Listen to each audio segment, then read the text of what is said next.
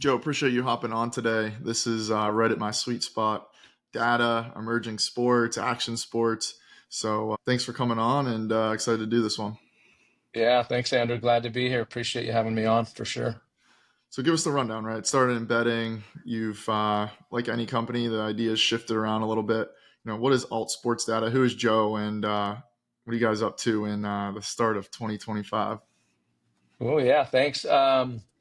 We started with an idea that was rooted in the fact that we couldn't bet on the sports that we loved and that we've kind of built our personal lives and professional careers around. And it was a head scratcher. We couldn't figure out why. And so we sought to solve that. I came from a fourth generation background in horse racing, studied it in college, worked in it first decade of my career, and then went off and started businesses and brands, building them in and around action and alternative sports. Most recently at GoPro, where I ran global brand strategy with my now co-founder, Todd Ballard, who was a CMO. And again, we just couldn't get our heads around why these sports that are, Olympic sports with decades of history, global passionate audiences, and no one could bet on them. So we sought to solve that by providing the data that allows sports betting operators to offer new, relevant, differentiated product for people to bet on. And then at the same time, how do they attract net new customers of really highly engaged, passionate audiences that they're not speaking to today? And so what we did is we said, hey, let's combine tech, data, league rights, and media in sports betting to provide this on-ramp really for all underrepresented emerging sports. And truly, every sport, with the exception of three or four, and we know which ones those are, is underrepresented in sports betting. If you think about, there was $74 billion, or 74% of the $120 billion that changed hands in sports betting in the US last year was on three sports. And that leaves a $31 billion gap for all other sports that are, these are sports that are household names. Think about, the leading motorsports league in the world. It's largely underrepresented in sports betting today. So yeah, that's a little bit about how it came about. Is we were very passionate about the athletes, the audiences, the communities, the leagues, and we wanted to see them on a similar stage to the big four because they deserve to be. How many, through your research or data, how many leagues or sports properties, I guess, have you identified out there, or are There's you? a there are over 2,000 of them globally. They're coming to us to the tune of 6 to 10 a week now, in some instances, and it's because they don't have another solution. There isn't another platform that's been purpose built with them in mind to efficiently and technology enabled way bring them into legal live sports betting. So there's a lot of demand out there because the incumbent data providers, the Sport Radars and the Genius Sports of the world, are extremely deeply embedded and heavily invested in big four sports, which rightfully so. That's where the majority of the revenue comes from. But it leaves this massive gap outside of that. And that's really what we're filling. Yeah, and that's interesting on the 2000 because it feels like it's growing every day, which is obviously good for yourself and everyone in the industry. Great point. Yeah, there's so many leagues being stood up from scratch, right? And and they all need a solution. They need sports betting as a component of their business model for the reasons that we chatted about a little bit before we got on, which is they need to deepen engagement, they need to expand their TAM, and they need to drive new revenues. And that's what access to legal live sports betting does. The idea that if you have $2 on an event, you're in it, right? You're engaged. And not that you're not engaged otherwise, but you're engaged at a different level is the way we look at it. Oh yeah, and Yeah. yeah, and I'm going to Vegas this week, so it's just a revolving cycle of fun. Yeah. From a like an example standpoint, right? We understand it, right? Emerging league, you're providing this data, it's connecting to betting providers, the leagues, whatever, all these revenue sources.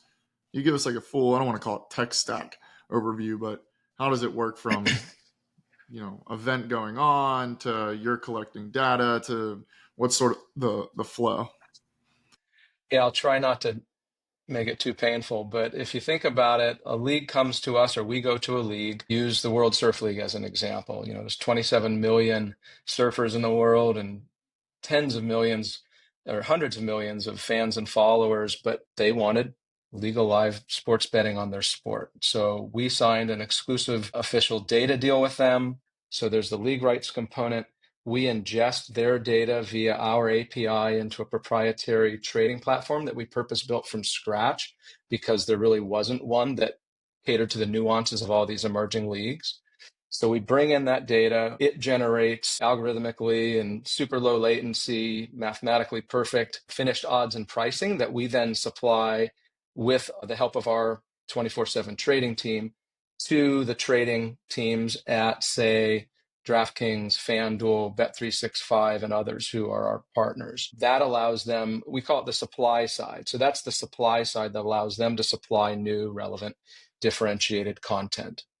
Then on the demand side, when we partner with a league, we not only partner for their access to their athlete and event data, but we also partner with them for access to their customer base. And we work arm in arm with the league to drive their audiences in a compliant, legal way to become first-time bettors on their sports.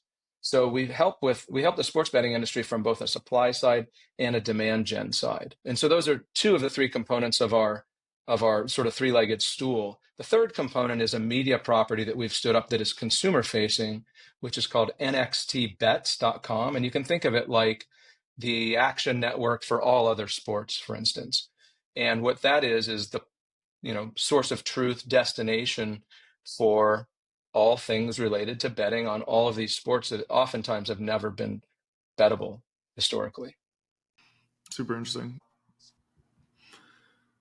Where do you see a lot of this going, right? You're talking about opening up new revenue streams. Betting's been a big one. You're capturing all these emerging alternative sports or outside of the big four. Where else are you thinking about, or where else are leagues/teams thinking about, or media even? For us, we're in the mode where we've been, telling and selling this story for a couple of years now. And when we first came out, everyone looked at us sideways and they're like, what is this, monkey tennis? I mean, and there was this kind of blank stare. And now the industry is coming to us and saying, we need differentiated content. We need net new customers. We need additive handle and new margin. And so what we're basically doing is bringing these audiences, and by virtue of them being legal, live, and bettable, sportsbook operators seek to sponsor the leagues, and sportsbook operators seek to sponsor the athletes. And you can see there's, with the expansion of their audience and the deepening of engagement, there's just a lot more revenue opportunities for the leagues. For us personally, we're in scaling up mode. We've been proving the model. We've been building the infrastructure. We've got a regulatory infrastructure that's, nationally and internationally. We've got this very scalable infrastructure. And, starting in January, it came out like a rocket. I mean, we did more business in January from a data perspective and a handle perspective and an affiliate marketing perspective than we did in all of 24. So it's really, for us, it's not doing many new things in 25. It's scaling up with what we've already got, which is more operators, more leagues, more go-to-markets, and ultimately more handle, margin, and net new customers for our sportsbook operators. From a league side, and this might be hard because I know you have a bunch of different partners, but any specific area? I know you mentioned motorsports earlier. I know you do a bunch in I've been super bullish on, call it like the rodeo side of sports. Any certain areas that you're like are very primed and under monetized or under delivered across a bunch of different functions? Yeah, so we now have 25 official, oftentimes exclusive global data rights with premier leagues. We've got a backlog of 30 plus additional ones right now that we're working through, trying to ingest. But the verticals that are really starting to bubble up, I would say, is action sports. And that's in part because it's where we started, it's where we come from, we understand it well, and it's starting to show real promise in terms of skateboarding, snowboarding, and then supercross, motocross also falls into motorsports, but is clearly an action sport, and it's doing really, really well. But the verticals that we're really focused on now include action sports, combat sports, bare knuckle fighting, slap, etc., as well as motorsports. Motorsports is one that has a ton of promise and has really been not ignored, but just undervalued, I think, in sports betting. And it's for a variety of reasons. And those are things that we're working through, but they are starting to show real promise. So you think about those as our kind of key pillars today. And then you can then add in a variety of other sports around it. Athletes Unlimited, we've got traditional women's sports, we've got MASL soccer, we've got frisbee golf. So there are net new sports to the industry, and then there are those sports that are derivative of more traditional sports that have been offered in the industry. So yeah, it's a variety, but there are verticals that are bubbling up, and we're going narrower and deeper in a few of those. The net new versus derivative, how do you see that? Right, we're seeing a lot of these, like you said, variations of popular sports, especially in basketball on the 3-on-3 side and all this. Yeah. Versus just completely new. How are you seeing that or balancing it? Because I'm sure building a tech stack from zero is a lot different than something that's been around, or you're the motorsport, but you're just now tapping into its full potential. Yeah, I think the good news for us is we did the really hard stuff first. And so now adding more of those, it's more efficient to add, another motorsport or another combat sport or another action sport. And then the derivative markets, the ones that are, a modification of a really historically popular sport, they still bring a ton of value. And what they don't have is they don't have that initial hurdle of having to explain to people how to bet on basketball or football or baseball. You know what I'm saying? So there are pros and cons of both. We have to weigh out, and we're constantly refining and optimizing our filter, but we have a combination of factors to consider when we bring on a new league that include volume of bettable events, one, audience size and quality as another one. And then there is that sort of net new component, because admittedly, when a new sport is launched, we refer to them as longer tail. It can be rocky in the early goings. They're unsophisticated markets. The level of data is, there's just not as much of it. There's not as much liquidity to start with. So there are a variety of factors that are really probably why these sports haven't been invested into this point, is because the industry has been so busy just keeping up with opening up new states and digesting all of the demand that they've already got. But now that the industry is starting to mature a bit and entering into sort of phase next for sports betting, especially in the US, operators are going, hey, I don't want to look like everybody else. So how do I tap into differentiated content? How do I help define my brand as the place to go for, say, emerging sports or emerging motorsports or emerging combat sports? So there's an opportunity from an operator perspective to get net new revenues, net new customers, brand differentiation, and really it's about acquisition, retention, and then in some cases reactivation of existing audiences. So there's a lot of value that we're bringing to the sportsbook operators, and it's really starting to play out in the way that we had always hoped it would, to be honest with you. So we're pretty excited about 25. We think it's going to be a big year for us. That's awesome. From a affiliate lens, have you seen that change? I know that always bobs and weaves each year. What's that space looking like currently? Yeah, big time. We're demand generation folks from the get-go. I mean, that's where we come from, is that side of it. It's almost like we look at data as the unlock to the audiences. And I think the thing that's unique about us when it comes to the affiliate side of the house is that nothing we have done to date has been on a paid basis. It's all been organic and partnered. So we truly do partner with our leagues to drive their audiences to become first-time bettors. And it's a pretty nice cycle that feeds itself, because they want net new customers, because they can, for all the reasons we talked about earlier, there's the revenue enhancement, there's some data revenues, and then they share with us on a rev share basis the affiliate revenue. So I think while the industry has changed in that CPAs are coming down and it's a highly hyper competitive space, and you can see there's a lot of consolidation happening. There are a lot of companies going away. I think by virtue of the way we've approached it, that wasn't reliant on paid, and is not, traditional in nature, and it's also targeting an entirely greenfield audience that isn't competitive today, quite frankly. We've got some advantages in that space. It's not easy. There's no getting around it. Affiliate is not easy. But yeah, I think it's pretty natural as a component of what we're doing. Yeah, obviously, like the partnership side of it's better, and that's just sort of another back end piece of it. Now, Yeah. coming from GoPro, any insights on, we're seeing more people go from, we'll just call it the corporate lens of sports, into finding these opportunities in building. Any insights or lessons along the way of that you didn't see right away, or was just sort of a shift?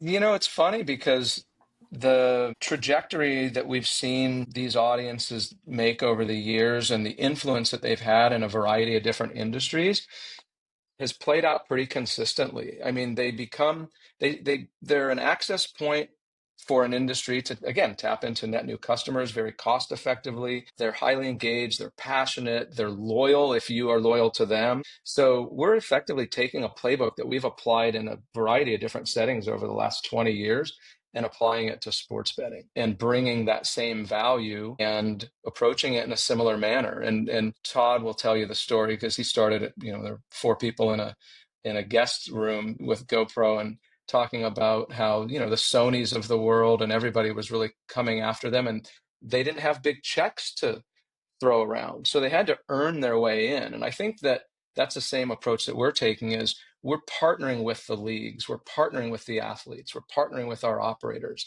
We're not just throwing a bunch of money around and hoping it works. We understand at a very personal and deep level what makes these audiences tick and what makes them sticky and loyal and valuable. And we're leveraging that in a new industry in a way that we hope is, we believe is beneficial. And it's really our hope is that we're adding value at all points along the way. Yeah, from a global perspective, I know it seems to be mainly North America focused for the most part within your partnerships. Uh, is that fair statement, or like sort of how are you looking at the global It's, space as it well? Because might there's so be, much going on. yeah, it might be surprising to many. Again, using GoPro as an example, very large presence in Latin America, very large presence in EMEA and APAC. So, very global audiences in nature, whereas a lot of them originate in the US. Billions of dollars of commerce and millions of highly engaged fans and followers and active participants of our sports and others they're global in nature. They just oftentimes reside in the US and the events are happening more so in the US. But so what we've done is we've canvassed the US market with FanDuel and DraftKings and now Bet365 coming into the US and the likes of Hard Rock Digital and ESPN Bet. So we've got the vast majority of the US covered. Our access point to the rest of the world is really through one of the largest, if not the largest, and highly respected sportsbook operators in Bet365. And so we see them as our real entree to the rest of the world. And we're also starting to diversify our portfolio to include more global in nature sports, including one that is very soon to be announced, which I can't mention, but will tell you it is the largest motorsports property in the world. Let's go. What Yeah. You have a lot of different data between a lot of different properties. Are you able to do anything sort of like each one is tailored individually, or is there anything sort of from an insight perspective or anything like of correlating a lot of different data between different sets that you can do anything with, or You not mean, and yet? can they kind of feed each other and can Well, the just data models get smarter across the portfolio? Is that kind of what you're getting into? yeah, I mean, partly also just around like you're aggregating so much unique data across different things. Even if you just have 5 motorsports, like are there things you've able to learn, or can they cross? Or are there products that can be built with all that different stuff? It's not. It's No, sort of just open ended wherever you want to go with it. no, it's a good question. My head starts to spin in terms of how to answer it because there is a lot there. I will say that we've got already the largest lake or trove of data in and around these alternative sports that really exists by virtue of what we've been doing for the last couple of years. And so there are other ways to leverage that, to monetize that, commercialize it in terms of thinking about beyond sports betting and media properties that are trying to drive engagement, and thinking about data marketplaces with customers that we may not even know exist or might have a potential interest in this data that at some point could be opportunistic. So yeah, there's a great deal of potential upside in the data lake and sort of moat that we're building with our league rights and the technology and the infrastructure. We are right now, I shouldn't say myopically, but like very heads down focused on scaling up what we're doing and getting global coverage and increasing the quality and quantity of the portfolio. But yeah, there's so much we can be doing, and really leveraging advanced technologies. We've, introduced systems that allow our data and insights to learn from itself and get smarter and better. And so it's really about increasing the quality right now of the offering and then the quantity of distribution. But beyond that, there's so much it's a little bit a blessing and a curse at how many opportunities exist right now, right? Because you got to be strategic and sort of opportunistic at the same time, and those are tough things to balance. But Yeah, good problems. good problems. Always a Yeah. good problem. How does artificial intelligence or any of that play into this as well? Again, sort of goes hand in hand with that. If you have all this data, there's got to be other ways to do some cool stuff Yeah, with it. we're able to leverage it in terms of how we're creating the baseline models. So it makes it more efficient to create new dynamic data models as new leagues are coming in, and we have to understand and ingest and model their data. So that's one component. Machine learning models that we've built help make our odds and pricing smarter and better based on feedback we get from our operators. So that's important and valuable. And then the last piece is really on from a media perspective, the ability for us to generate a lot of bespoke content that's relevant and engaging and entertaining and insightful for our customers gets more efficient for sure. So yeah, we're leveraging it in all three of those ways, and I really think we're just scratching the surface, quite honestly. There's so much. I will say the future, there's so much to be learned from how deep the industry's gone around NFL and MLB and NBA in terms of the micro markets and the advanced derivative markets. We're still in, I wouldn't say we're in crawl, but we're in walk mode with a lot of these leagues. So we call it betting 101. It's like win, place, show wagering, because you don't want to provide access to a lot of exotic wagers to a first time bettor because it's not what they're after. But as these sports start to show promise and merit and real volume, which they are now, we start to go deeper and invest more heavily in those advanced markets and live markets for select sports that are really starting to show promise. Yeah, it's exciting. What's got you most excited for the rest of the All year? of rest of the year. I mean, it's Well, just we starting, but are, yeah, no, we're like, I don't know if I mentioned on this, but we started off the year and we've done more business than we did all of last year in January. So oh we're well. very excited about the early momentum. We're out raising capital, as many companies at an early stage of life are. So we're excited to get that put behind us. We've got a really solid lead investor who's come with us for the ride. So that's exciting. I think excited to get that behind us and get more heads down and go deeper into the business. I'm trying to think of what else. There's so much. I mean, there's a lot. We're I was excited gonna for say, all of it. do you Yeah. look at any other? You've very much categorized to some way, like motorsports, rodeo, combat. Like, do you look at any other buckets? Are there any other ones that you're like targeting or looking for, or sort of it just? It's again, we're a combination. We've got a pipeline of 30 plus, and my guess is that we will tend to gravitate towards those that fall in those three buckets as priority. But it's a case by case basis when we evaluate them, because Some may not be historically very bettable or like traditionally very bettable, but the quality and quantity of the audience might be really compelling and interesting to an operator. And there are other instances where an operator will come to us and say, "Hey, I love Speedway in Sweden. Can you work with them?" You know what I mean? So we're simultaneously reacting to inbound league interest, of which there's a lot. We're reacting to operator interest for our partners. We want to be the best partner we can to them. So there's a component of that. And then there are also ones that we just see real opportunity in. And I would say one bucket to consider is these, very highly visible professional athletes starting leagues. It's like I look at it and go, they're going to have a big leg up, right? If they're able to leverage their social followings and their notoriety and their credibility and authenticity to fire up these new leagues, I would imagine we would prioritize working with some of them over some others for those reasons, because their likelihood of success is greater. And our I agree. operators value the exposure and the, Hmm. the new customers and all that stuff. So, last thing, from a partnership lens, how do a lot of those deals look, to as much detail you can go into of how you structure them? Because there's always different stories of how early stage companies structure deals with leagues. But now these aren't just any leagues. These are also, for the most part, not all of them, but a handful of them are also early stage themselves.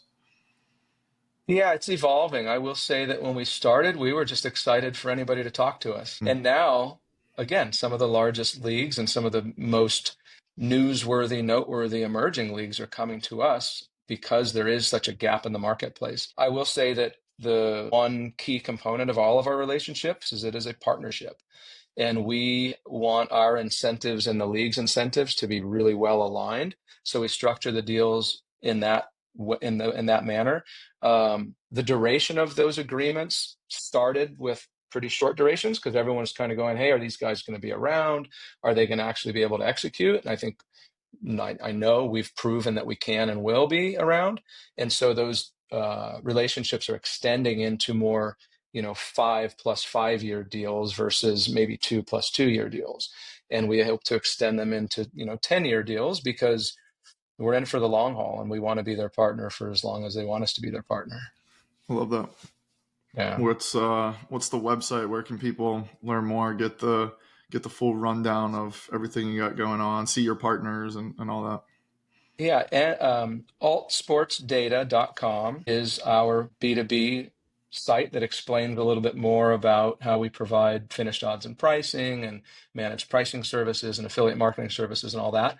And then the consumer facing site, as I mentioned, is nxtbets.com. And what's really unique about that is in aggregate, our portfolio now has 200 million social followers alone. And all of our league partners are driving their traffic through Next Bets in order to become first-time bettors and be able to bet on those sports because we're fully regulated, we're fully compliant, and it serves as an attribution layer for our leagues. And so we're excited to continue to grow that top of funnel and drive as many new eyeballs and new customers to our sportsbook operators as possible.